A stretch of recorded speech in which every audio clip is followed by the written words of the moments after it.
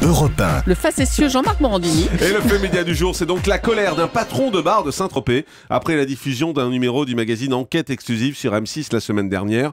Un reportage dans lequel les journalistes ont filmé une séquence dans son établissement, séquence dans laquelle ils auraient introduit de la drogue. M6 dément cette information, mais le gérant sera avec nous dans quelques minutes pour réagir. Avant tout, Jérôme Ivaninchenko, bonjour. Bonjour Vous Jean-Marc. êtes notre spécialiste média. Vous allez nous expliquer ce que l'on pouvait voir dans ce numéro d'Enquête exclusive sur Saint-Tropez. Alors, le 15 juin dernier, Bernard de la Villardière emmenait les téléspectateurs d'Enquête exclusive à Saint-Tropez pour une plongée dans les coulisses du village le plus célèbre du monde, présenté par l'émission comme un village en or. La promesse du magazine était plutôt enthousiaste, idéale pour ouvrir la période estivale. Jugez-en par vous-même, je cite, yachts somptueux, batailles de champagne dans les discothèques, boutiques de luxe et villas d'exception, bienvenue à Saint-Tropez. Le tableau semble quasiment idyllique, mais il n'a pas fallu attendre bien longtemps pour découvrir évidemment la face cachée de ce Saint-Tropez de cartes postales, le côté obscur de ce petit village de pêcheurs, un village paisible devenu un haut lieu de la nuit et de tous ses excès. On le sait, après la prostitution, la drogue est un thème cher à Bernard de la Villardière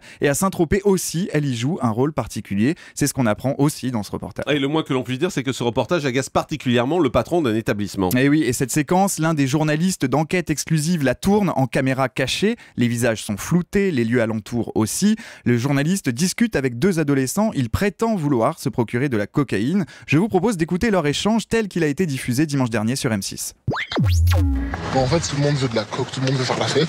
Ce qu'il faut te dire, c'est qu'ici, 75% des gens qui font la fête, ils ont un gramme d'école sur eux, tu vois. Ici, c'est un endroit où il y a beaucoup de coke qui arrivent pure de Colombie, tu vois.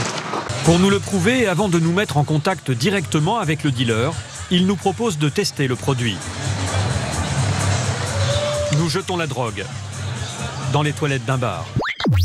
Alors, on vient de l'entendre, le journaliste a donc eu droit à un échantillon de cocaïne qu'il décide de jeter dans les toilettes d'un bar. Et c'est cette partie du reportage qui n'est pas du goût de tout le monde, et notamment de Vincent Martin, le patron du Tsar Folies, le bar en question, qui a reconnu les toilettes de son établissement.